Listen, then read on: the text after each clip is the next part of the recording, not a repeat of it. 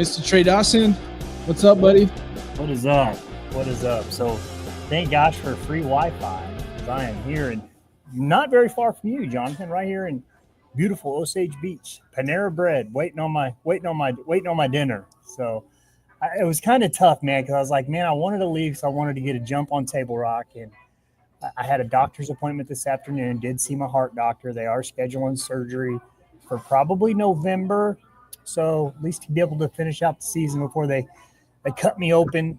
But yeah, other than that, I'm good, man. I'm excited for tonight. I've really been looking forward to this one. So, about you? I'm good, man. I'm good. I'm ready to get on the water, ready to get out of the shop and stop rigging up kayaks and get to fishing. Seems like we've been crazy busy here at the time of year, but it's good. So I'm ready to get on the water. Interested to see what Table Rock has to offer. It's always a good event, but more importantly, we've got a good cause behind it, being the Ellie Bowman Memorial Tournament presented by Performance Foodservice Ozarks. Huge shout out to Michael Buvid and Jimmy Daniels for being a part of this and showing support. So it's really cool how it's what they're doing with it and how I think it's going to grow. It's going to turn into something really cool and crazy. So we've got 33 guys signed up so far. So if you guys haven't signed up, get signed up. It's going to be a good time. I think hourly big bass pots are paying $200 an hour. So it should be a really good time. So excited about this. But let's get into this. We've got a couple guys that you set up here. And honestly, Trey, I'm going to let you introduce these gentlemen and get going. And you just start with whoever you feel comfortable starting with, man. Well, I mean, we'll start with, somebody that's new in kind of my life and somebody that I had just met, Shane Bush. And, this dude is renowned as just a trophy fisheries biologist. This guy is known around the world from everything I can hear as far as, being able to provide fish habitat. This guy is a keynote speaker at a ton of different events. People are really trying to get him, and what he's done at Taneycomo and what he's done at Table Rock speaks for itself. So I'm excited to have him. This guy's an all-star. And then the spot remover himself, Mike Webb. This dude is a legend on Table Rock. Somebody that I looked up to. I first fished a tournament it was a Fishing for Hope tournament. Tron Peterson put up, and I think I got 10th, but I was still in the same check line as Mike Webb in that tournament. He does a lot of volunteering, a lot of stuff. He's been a guide for a long time. I think 50 years now you've been at Table Rock, Mike? And I haven't been a guide for 50 years, Tron. I'm not that old. 30 years guiding, but has been a presence, has been a force on Table Rock for close to 50 years. Well, I haven't been a force, but I've been on the lake 50 years. Yeah. And he's really humble. I speak him up. But yeah, man, I'm excited about these two guys. Fun fact about Mike, when Mike used to not fish, kind of the first topic of conversation that me and Mike had was Mike was a Golden Glove boxer when he was younger and also was a bodyguard. I have it written down here. Who was it for, Mike? Oh my gosh, that's many pounds Bob ago. Dylan and Leonard Skinner. Like, he took care of the smoke, right? If somebody had any problems, Mike Webb took care of it, bro. So this is definitely a dude you do not want to make mad at the boat ramp, but he's just a loving guy. Cast for Kids. This dude gives back every opportunity that he gives, and you can tell by his posts, man, that every time he posts pictures, he runs an incredible guide service at Table Rock out of Big Cedar, I believe, right, Mike?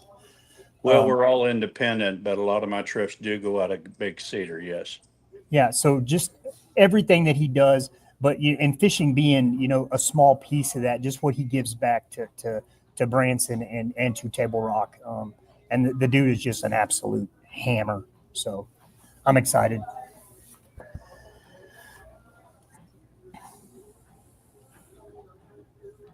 Lost you here, Jonathan. Can you guys hear him? It's my first time working the mute button. So there it sorry. is. Shane, let's start off with you, man. Tell us, I know you do a lot on Table Rock and Taneycomo, but tell us about, Table Rock and what's your thoughts on it and, where we're at, not so much maybe like about fishing, but just like the fishery in general from kind of your standpoint, man. Boy, where to start? it's a phenomenal fishery. I got down here in 2007. I started as the fisheries biologist down here working on a big large scale fish habitat project. Mike Webb was involved with that as well. So we've known each other about that long, and that was with Bass Pro Shops. So we did tons and tons of fish habitat work, dumping brush piles and rocks and stumps in the lake to better the habitat that's aging. You know, a lot of the habitat's going away because the lake's age. It was built in 58. So, you know, since then, we've just kind of watched the ups and downs of the fishery. We, as an agency, we sample the bass fishery every year amongst the other species, but in the spring we do electrofishing surveys. And unfortunately, we didn't get to do that this year. The lake jumped up right about the time they started spawning. And when the lake gets up in the bushes and the trees, it gets pretty hard to shock fish out of those. But, you know, we've got a very long-term data set and just showing, you know, what the fish populations have done over time. So it's outstanding. You know, as far as largemouth go, it seems like they're trending upward. Everything that we have data wise, and I'm hesitant to say anything because I feel like Mike probably knows a lot more about the bass fisheries than I do. But I'm here to give you the data of what we collect, you know, and so what we see is just the quality of largemouth. The numbers of largemouth really increased since the 90s. You know, we had big fish kill back in the late 90s. I wasn't the biologist at the time. Bill Anderson was here then, but 99. Yeah. October of 99. I remember it well. He remembers it. And, you know, we kind of went through a little bit of slump there, fish numbers wise, but 2008 was the first of what I'd consider a recurring high water events. You know, about every 3 years, we get these big rainfall events and floods. And we just saw a huge year class of largemouth produced in 2008. Watch those grow through the system. 2011, we got another big year class of fish. And what happens there, if you're not familiar with it, I mean, the lake floods up into those bushes and trees. It creates excellent habitat for fish to spawn in and also for the young year fish to survive, keep from getting eaten by predators. So we've just seen these big year classes consistently produced every 3-4 years. And so we do a lot with age and growth. You know, we age these fish. We know how old they are at what sizes. And so largemouth takes about 4 years to get to 15 inches. And so, you know, we know based on the sampling, we see them at age 1. We know it's going to be pretty good fishing in a few more years, you know, and I think we're reaping the benefits of that now from what I've talked to folks, you know, and I'd really like to hear Mike's thoughts on it. But just the quality of largemouth really seems to be good from the folks I've talked to and what we're seeing in our samples right now. So, you know, the spotted bass, it's consistently high densities, you know, very high numbers of spots in the lake. You know, we've seen, unfortunately, kind of a reverse trend of the spots over time. We've seen the numbers of fish increasing and the overall size of the bigger fish decreasing. And so, you know, looking into maybe changing some regulations pertaining to that. We've had some public meetings and some surveys and, you know, but it's still a tremendous spotted bass fishery. There's still fair amount of fish out there that are over 15 inches, you know, that get 16, 17, 18 inches. They just don't live as long as the largemouth. So, you know, they don't have the capability to get to those bigger sizes that the largemouth can. Smallmouth, I wish I had something to tell you from a data standpoint. Those suckers spawn so deep that we really have trouble trying to catch them electrofishing.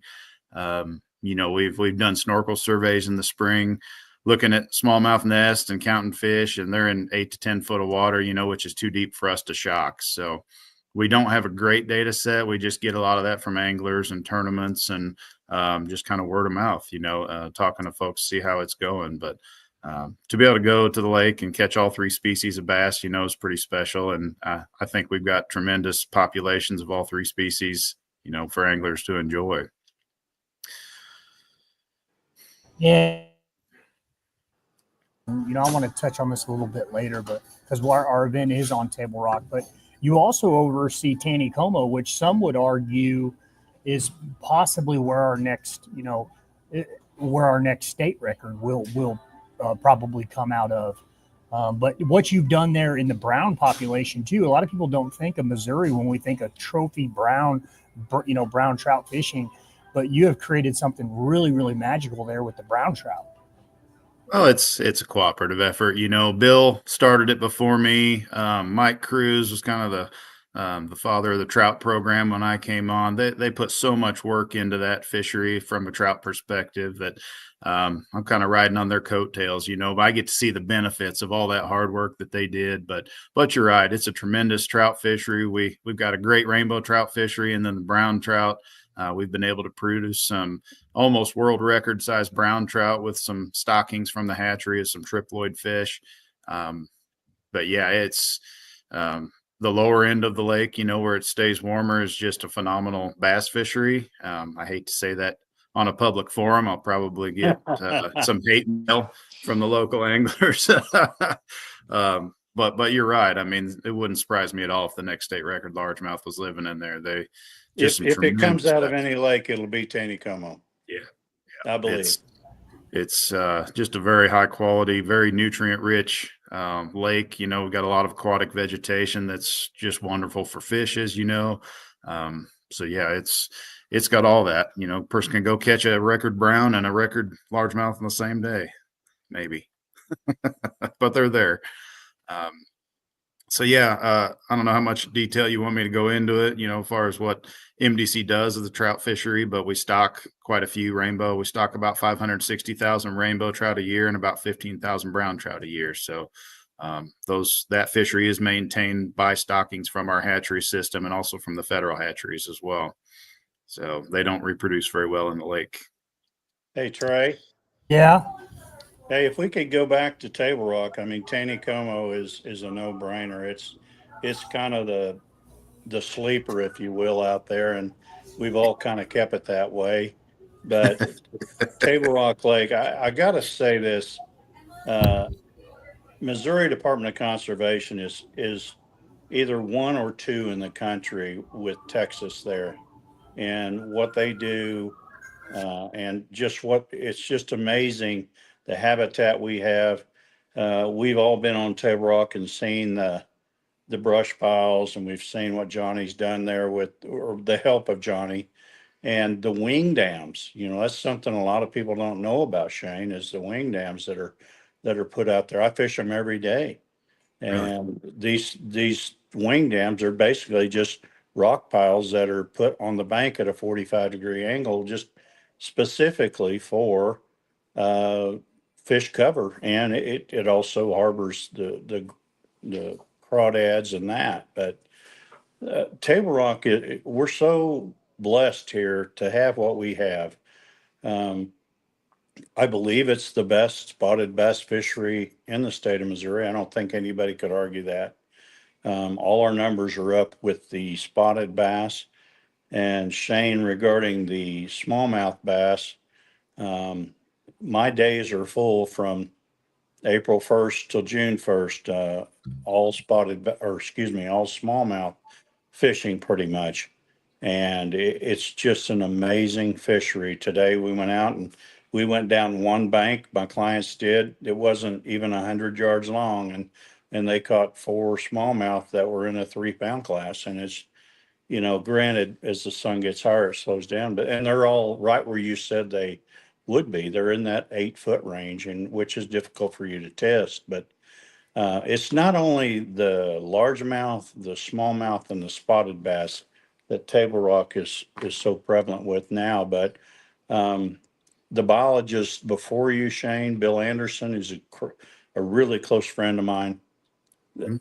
They introduced walleye to this lake, and the walleye has given us as guides and us as fishermen a whole different avenue. And it has just flourished amazingly. And they start right about now on the main lake. Of course, they go to spawn and in the late winter, but up the rivers. But right now they're spawning, or they're out the main lake, and we catch them out there over and over and over. And it's just a whole different thing. We love it, and that's what Missouri Department of Conservation has got it going on. They really do. I don't necessarily agree with the 12-inch limit. I think that I don't want to ruin something that's already the best in the state. I believe the testing that's going on the 12-inch limit is limited by what they have as equipment. They can only test up to like 10 foot deep, and 90% of the spotted bass, in my opinion, are 25 and deeper. So I don't know about that, but I do believe that the Missouri Department of Conservation has got their heart in the right place. And I know Shane does, because he's very passionate about this area, and especially Table Rock.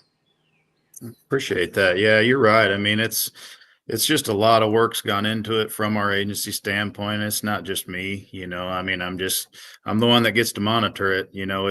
Besides the stocking of the walleye and the paddlefish, the fish kind of do their own thing.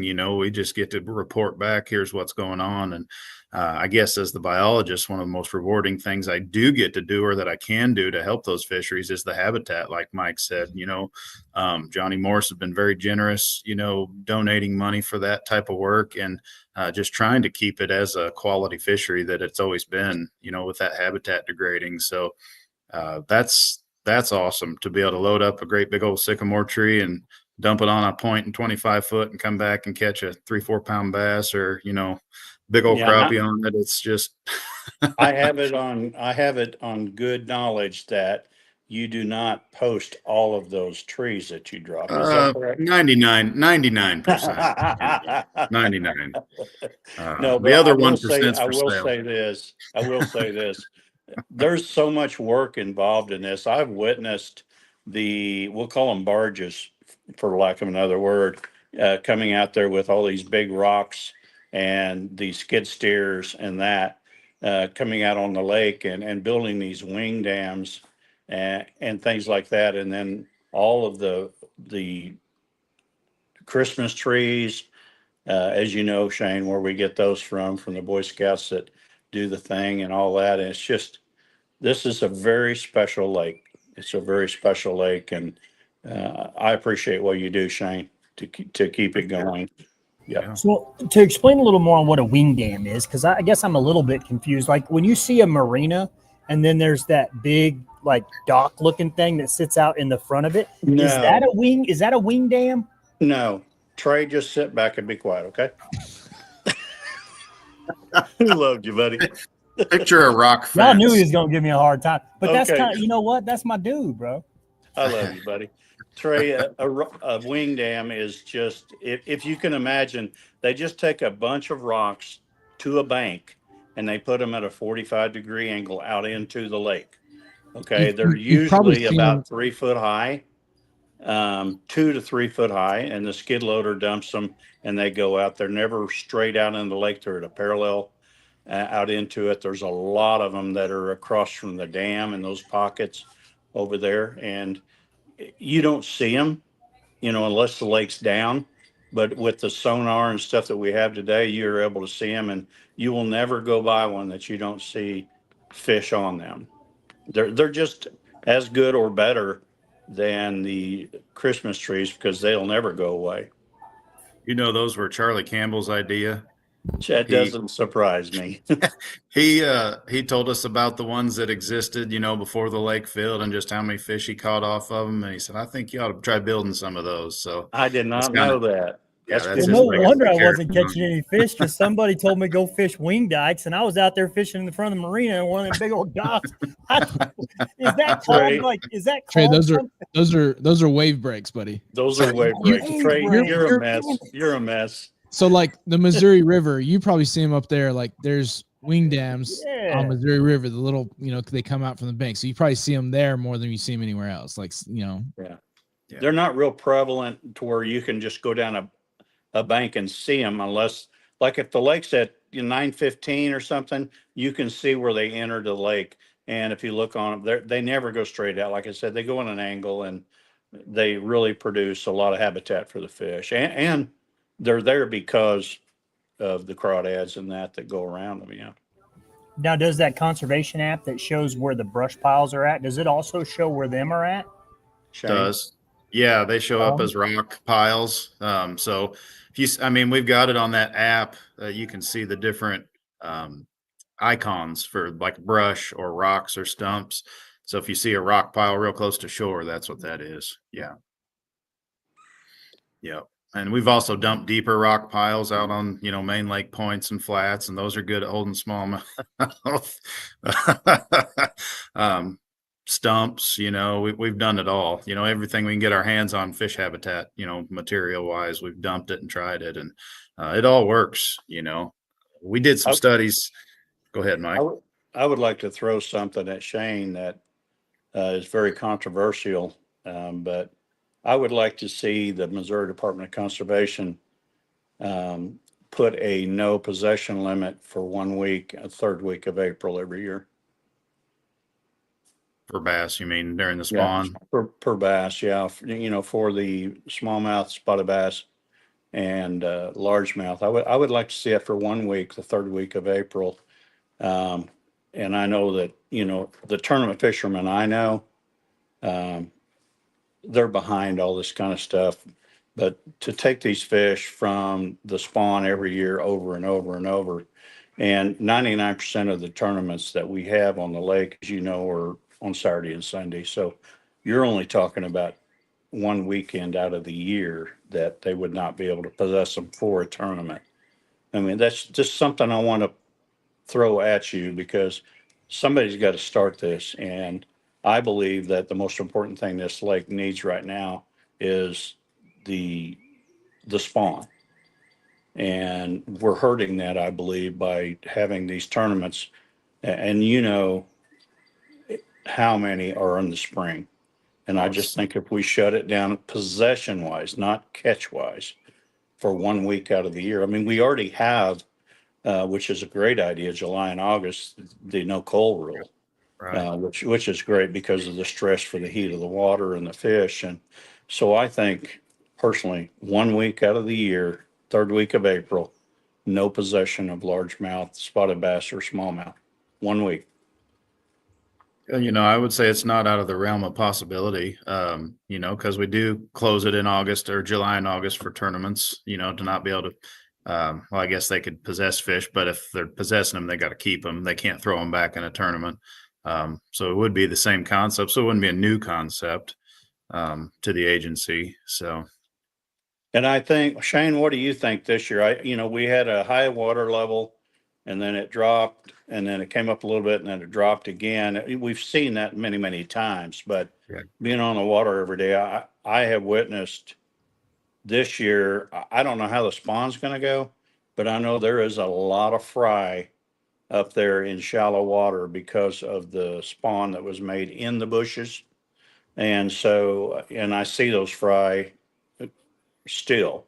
So I'm hoping that we have a good year on it. And, I was a little scared that they dropped it so fast, but I think we got enough in there. What's your thoughts on that? Yeah, I mean, when it comes to what we'd call recruitment, those fry surviving to age one with what we consider recruitment, it has to have both what you just said, the good quality conditions during the spawn, but we also need, at least when we've seen the big year classes of fish, has been those high water years when those fry have room to be protected all summer, so the really big year classes are coming from when we have water through like July and August, the I real see. high water years. Yeah, like the Now they 10 to will, 15 foot high. yeah, to where all those trees, all those bushes are underwater. I mean, I can tell you just from looking at the brush piles we've dumped, they are crowded with young a year bass, all summer long. Well, that's, they're finding that cover to escape from getting eaten. That's how they survive and that's how they grow. So, I'm happy to hear you say you're seeing a lot of fry. Like I said, I haven't Oh, been yeah. out because we haven't been able to do our sampling. There Good is a news. lot of fry and we're seeing a lot every day. We're seeing a lot of shad spawn that just started yesterday Mhm, mhm. along the bank and in what bushes are left. But I mean, I tried to catch one today just to look at it, but they were just hundreds and hundreds of pods of them. So that's a good source of for the bass. Oh, That absolutely. that leads me to a question that somebody asked on the listening, and this was a question for you, Mike. What do you look for to find a good shad spawn spot? Well, right now they're spawning around the bushes, but those are going to go away with the water dropping. Oh, you see a lot of that around the the black plastic on the docks. You know, there's a few that still have styrofoam, but very few, if any. But they'll spawn around those, so around the docks, and they just run down the bank, and then they'll go around. They'll spawn on anything in the water, even your motor. When I trim Yeah. my motor up every day, Shane, you've seen this. You got shad spawn all over your motor. So um, it's a good time to be considering your weightless flukes, your top waters, that kind of stuff up shallow. The smaller baits is what I recommend. But we've got the food source. I think we've got a decent spawn, and we've got the smallmouth in 8 foot of water. I had a 90-year-old man today catch a 5 pound largemouth in 12 foot of water, which was really special. So that largemouth had been protecting a nest. It was kind of bruised up a little bit. So I know that there's a lot of activity going on, and I think we had some success in the spawn this year. Yeah, I'd say you're right. Definitely for the reproduction side of things. Now it's the recruitment side that we got to get over. So, Yeah. the good news is the power pool's at 917 now, so they're not going to drop it to 915 unless we just get a drought and they run it out. But, the Corps holds the lake level a couple feet higher through the summer just for additional water to be released for power. So, it should stick around 917, I'd think. We still got a lot of water to get out of Beaver Lake, and that's just going to come right through Table Rock. So I'm hopeful the water will stay higher for, a couple more months, because that's when we really see the big spawns. I think the last 2-3 years, when we've had relatively normal water levels, we've seen spawn and we see fish. Don't get me wrong, they're still going to reproduce, but we're not going to see these bumper crop year classes of fish like we do during the high water years, like 2008, 11, 15. And you remember, Mike, 17.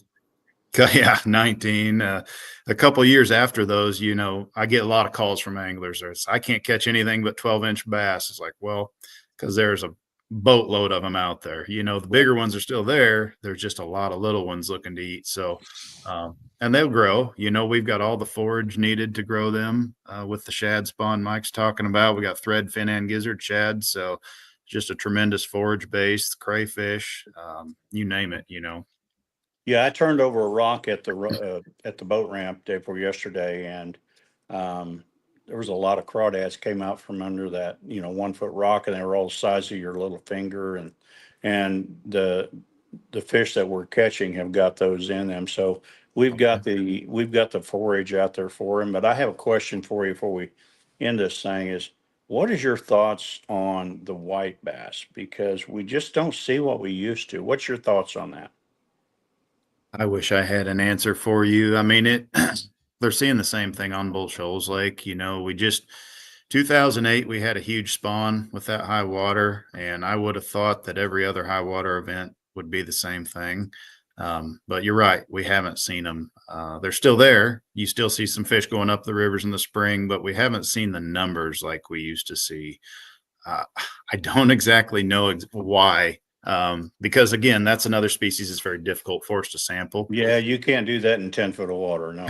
I mean, they're pelagic throughout the main lake, so hard to capture them, see what's going on. But we're not alone, Yeah, the White We, River we Lakes used to too. we used to see them in giant schools, and now the schools we're seeing, they're like 20 in there, and you'll catch one or two, and then they're gone. And man, that, in my opinion, that's the funnest fish there is to catch. What do So you think? What do you think on the shad population based on your experience? it's Has very, it? very, very, very good. You think it's gone down over No, the years? no, I do not. I Okay. do not. And I can tell you right now, this shad spawn that's going on right now, it's crazy with these new electronics. It's crazy what you see out there. It's not the balls of shad that we used to see. It's waves. I mean, we never saw that before. It's like 4 foot waves that are 50 foot long, just coming through. And it's shad. I mean, it's the shad spawning. So I think we're in good shape on the shad spawn. I don't think there's an issue with the shad. Okay. Yeah. I'm just curious, I mean, there's several reasons to make me think that maybe shad production has decreased over the last 15, 20 years, but that could be a contributing factor, but it's probably a variety of factors. But I just don't have the answer as to why we're not seeing it. But I can tell you we're not alone. Other lakes are seeing the same thing. Are they? And we're getting calls from anglers as well, on those bull shoals. Well, we've got a lot of other stuff we can concentrate on, and the catfish and the bluegill. Oh my gosh, I'm booking bluegill trips right now just because of the size of bluegill we catch in the summer. Mm-hmm. And so we've got a lot. We've got a lot of different species to catch on this lake, and it's thanks to you people and Johnny Morris and that. So we're very blessed to live around this lake with what has been able to put into it forage wise and everything. Yeah, no, that's a lot of other species out there we could talk about, but what do you guys want to talk about? I kind of want to switch over to, and this is more probably Mike than anything, but like, we get guys like myself, when I go to Table Rock, I'm throwing a jighead minnow. I'm out deeper, middle channel doing all this stuff. We get guys that are bank beaters.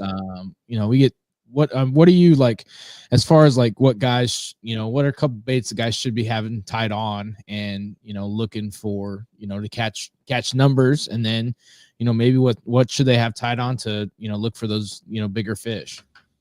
Give me a month. Saturday, the 17th. Gotcha. I'm following you now. I knew that was coming. And I can't tell you how many people have asked me this, and it's not just me, it's other guys too. But the 17th, is that this Saturday? This Saturday. This Saturday. Well, I can tell you what we did today, and that is we threw the Bass Pro Puke Tube, and my clients threw, you remember the old centipedes? Little centipede worms. We used the Chomper centipede worm, green pumpkin, and I put it on a Ned rig.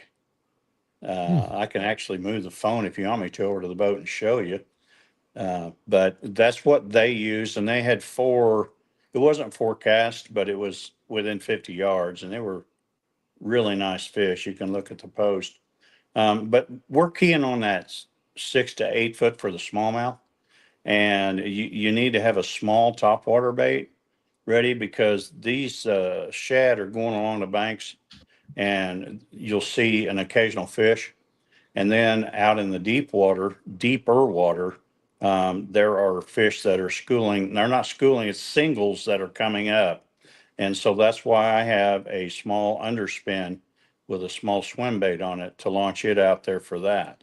So if I was fishing your event in a kayak, I would go to a pocket that was not all pea gravel. It has to have mixed gravel in it, bigger rock mixed in with it.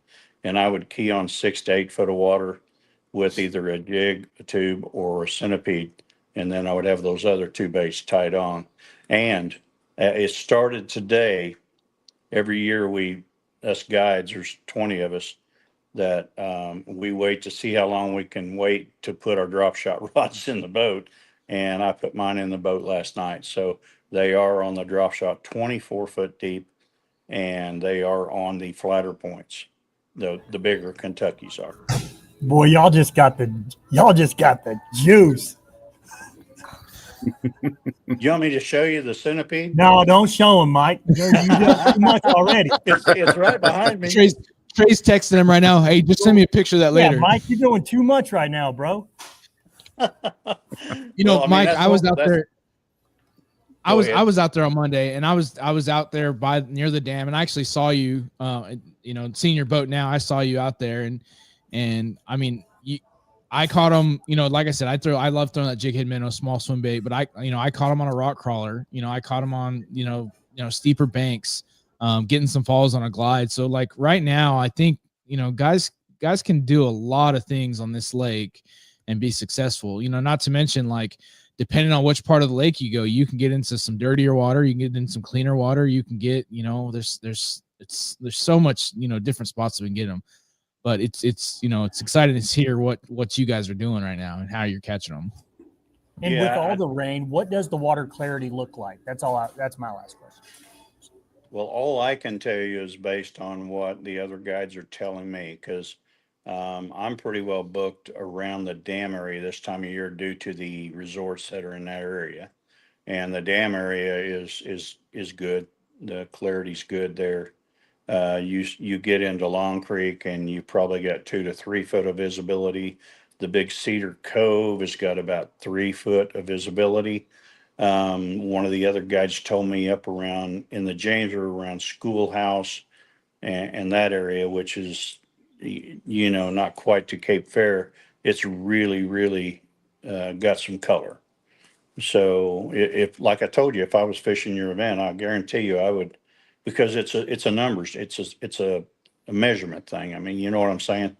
So I would be fishing what I told you, and I would fish around the dam area. I would put in at Moonshine State Park or Big Bear, and I would just key on the creeks, the pockets. And then if you want a drop shot, go out in 24 foot on the flat points. Those fish that are on the 24 foot area, they're not stationary. They are moving around.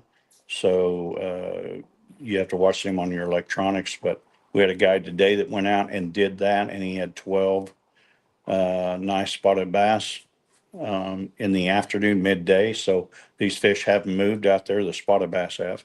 The smallmouth are still in that 6 to 8 foot range. I don't know how long they'll be there. And the largemouth we caught was on a very rocky point, and it was 12 foot deep on a finesse football jig. Yeah, I was there around the dam on Monday, and it was pretty good. So I thank you for telling everybody else, where I'm thinking about going. But Don't that's go to the dam. Don't go to the dam. That's what we're here for. No, I love it because it's so much fun because like guys are gonna like with us being kayakers, like everyone's like, hey, how's it going? What are you catching them on? So even people in that area, like so it'll be interesting, but I think it'll be a good event. I know that weather pushed out a day, so it's not going to be miserable like our last 2 events. I think our first event, like the Ozarks, it was like 40 degrees and windy. Our second one was palmy, and it was 40 degrees and rainy, and so. But no, it's going to be an exciting event in all this. So I'm glad that you gave us some juice. Shane, what do you think, man? If you were going bass fishing on Saturday, what would you be throwing, man? Everything Mike just said, because he just told me. Shane's throwing a shaky head. He already. No, I do love shaky head. Is the topwater bite on yet? I mean, it ought to be. Yeah, but it's not schools of fish, it's singles, and Yeah. so that's why I'm throwing an underspin to launch it out there for those singles. They haven't quite bunched up yet, Shane, Okay. on that. But it's a smaller bait because these, as you know, these shad are about the size of your little finger. Mm-hmm. Yeah. Yeah. I can confirm. That's how it was for me Monday too. Smaller baits. They didn't like the big stuff. They'd follow my glide bait, but that's about it. So I will be selling GPS coordinates when this is over on my Facebook page. So I can't hide in this boat. So if you see me, there he is right there. He's the purple. Yeah. So if you see this yellow boat out there, I'm not there for, anything but catching fish. So there's fish around me, but I don't know whether we'll catch them. But it's just all the pockets around the dam right now, because that's the only place I've been. And the Indian Point, that's in that 8 foot range seems to be the key. Yeah. Mike, what's the biggest fish you ever had someone caught on your boat that you were guiding? Oh my gosh. That was this year. I had a guy that has never fished ever. And I put him in the back of the boat. And when I handed him the spinning reel, he unscrewed the handle off the spinning reel. And so I told him that it goes the other way. And I put a speed shad on there, a little swim bait. And he threw it on the bluff, and he caught an 8-pounder. Wow. And that was just this year. It's on my Facebook page, and it's just, I was like, oh my God. And he didn't even realize, he didn't appreciate it. because you didn't know. And then we took it to Big Cedar, and all the Big Cedar staff were doing videos. And he goes, "Well, that's a pretty big deal." And I said, "Well, catching an 8-pound fish is a pretty big deal." "Yeah, it is." And so I put it in the live well and I recover, and I let him release it right there. But 8 pounds, I've had a few 6s and 5s, and I had a couple of 5-pound smallmouth caught. But um, I'm going to be doing a coffee table book. My wife tells me I need to, on my guide experiences, and a lot of them I can't talk about on the air, but there's over 30 years, there's been a lot of very, very cool things and fun things and unique things that have happened in my boat. Yeah. So, and a lot of people don't know, but Miss Webb, she's a hammer herself, especially when it's out there with the big spoon. If you're not getting it stuck in your hand and she's having to get it out. Are you But listening to that, Sherry? people don't know that she's a hammer too, dude. And Yeah. but I'd like to know, Mike, for somebody that spends like over 300 and however many days a year you spend on the water, like what is your biggest spotted bass you've ever caught? And do you feel like have you lost a fish that you feel like would have probably set a record at Table Rock? Because you've been on there a lot, dude, and you've seen some big spots. Like, Well, they don't keep lake records in the state of Missouri. They keep state records. And no, I have not caught what would be the state record or had on a state record spotted bass. The biggest one that I've had was weighed in at a convenience store there across from the dam many years ago. Michael, I can't remember his name, but he had the convenience store. He weighed it in on his scales there, and it was 462. And that's the biggest spotted bass I've ever caught. You don't see those anymore, but you see a lot of 3-pound spotted bass during the spawn, and then you see a lot of 2.5 and 3-pounders after that. and Shane, I think you told me something that was really interesting. You said the oldest spotted bass that you've ever recorded was only 15 inches. Is that? Well, the oldest one we recorded wasn't even 15 inches. It was 14 and a half, and it was 14. 14 years old. Yeah, 14 years old, and it was 14 and a half inches. So, yeah, I mean, and then some of that growth, varies where you go on the lake.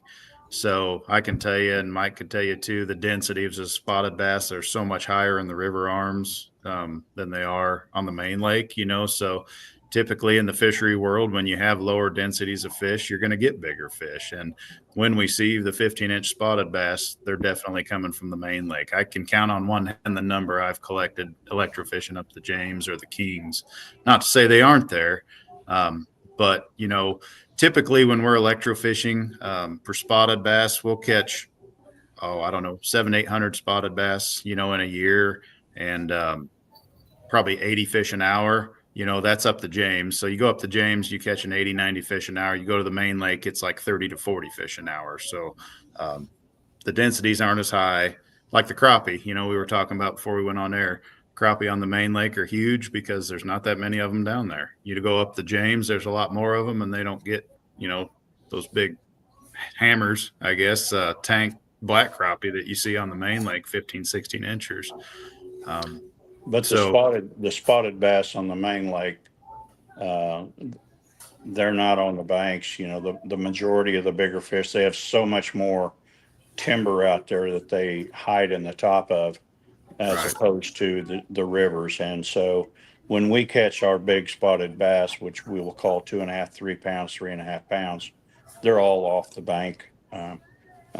During the spawn, you'll occasionally catch them on a wiggle wart or rock crawler, but most of the time they're out there in deeper water, on those long bluff end points. And the best spot is usually 25 foot. When the tree tops out at 25 foot, that's usually your best tree. When you're catching spawning fish, and I'm talking about largemouth too, are you catching them deeper than, say, the smaller, 2-3 pounders will say up on the bank? Because at least from what we see electrofishing, I know there's 7-pound largemouth in the lake. I know there's 8 and 9-pound largemouth, but we don't see those electrofishing either because, like you said, I think they stay deep. Do you think they spawn deep as well? I think, first of all, the best fisherman I've ever known for fishing the spawn for largemouth is a man named Larry Herndon. And Larry Herndon won many, many, many events on Table Rock Lake. And he fished for largemouth 15 to 20 foot during the spawn. And that's all he would key on. And so a lot of those fish, most of those fish, are not being keyed on by the anglers. They're going up and seeing the beds and trying to catch them. And those fish did not get big for, being stupid.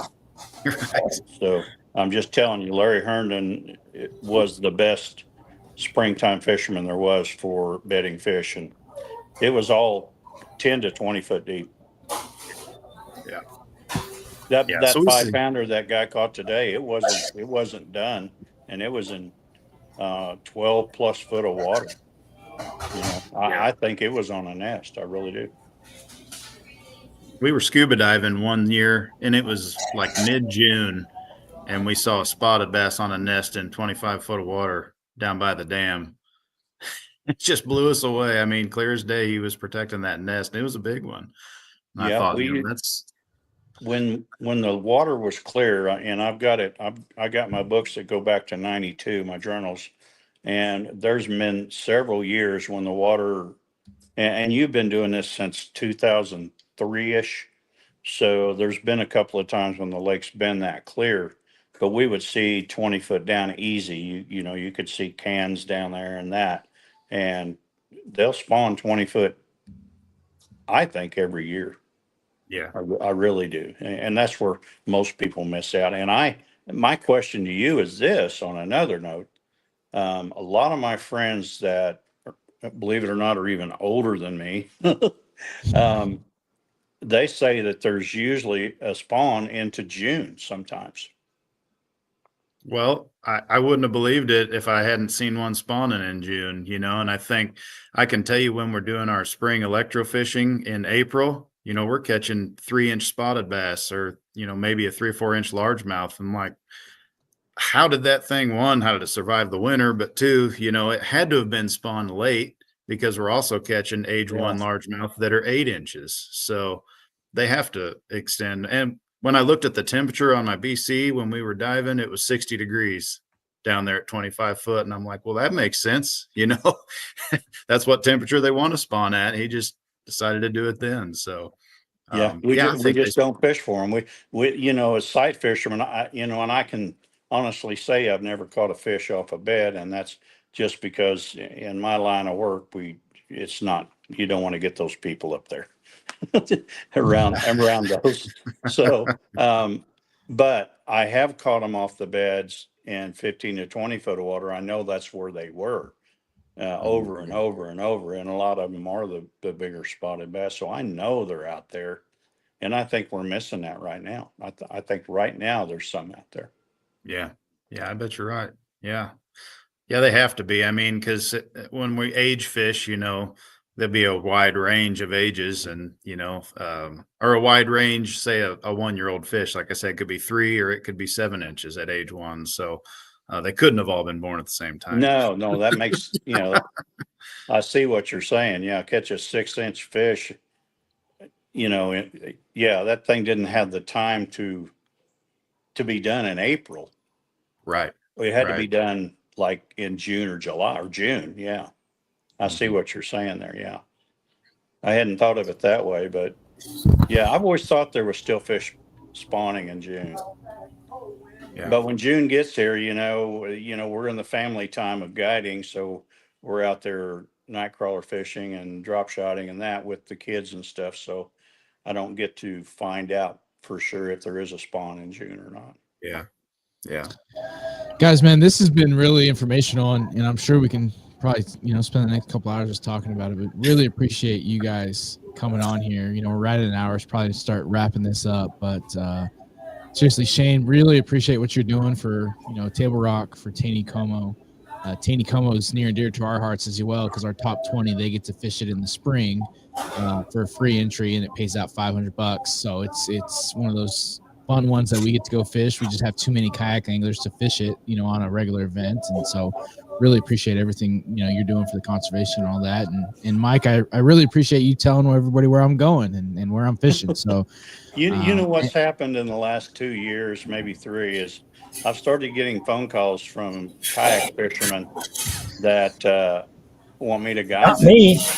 Yeah, well, besides Trey, but I mean all over the country. I've got one that is a full bird colonel in the Army, and that's his passion. And so when you guide somebody physically in a boat for a kayak tournament, you can't just get in the boat and run 10 miles. So you have to choose where you're going to fish and launch there. And so, and I think it's cool because you guys measure the fish, and especially during the spawn, you measure the fish and they go right back. yeah. I love that. I love that part of it. I agree. I Good agree. stuff. But seriously, guys, really appreciate you guys coming on here and taking time out of your schedules. If you guys don't know, tourneyx.com is the app that we use. You can get on there and just search Table Rock. It'll bring up our tournament. You guys can see how guys are doing and how they're catching them. So if you guys want to follow along, I'm sure all our kayakers will, enjoy that. We got 33 guys signed up right now, but typically everybody's, late on signing up. So we should have a pretty good turnout. But again, really appreciate you guys coming on here and taking time out of your guys' schedule. Thank you guys for having me. I really appreciate it. Yeah, Trey, you got anything else before we get out of here, man? Not really, man. You pretty much wrapped it up. Just you got you two coming on here. I mean, you two could rival any podcast in the nation right now. Having you two together, and being able just to bless us with that and just the information that you gave us, man, we would love, at least to make this at least a yearly thing, like our, not at some point being able to have both of you guys back on when we're focused on Table Rock, and that's usually once a year. But having you guys together is just a 1-2 punch, man. And I'm grateful for you, Mike, as just a really close friend of mine, and Shane, being able to get to know you through Brandon and everything that you do. I just appreciate you guys, man. Shane, thanks for what you and the department does. I appreciate it. Same to you, Mike. A lot of respect, mutual respect there, I think, too, is, everything that you've done to help us out with that is not, it's recognized. We'll put it that way. So appreciate it. We'll look for the yellow boat out there on Saturday and come up and fish next to me, guys. Later, Mike. All right. We're out of here, guys. Really appreciate it. Thanks for coming on here, and we'll see you guys on Saturday. Saturday. Thank you. See you later.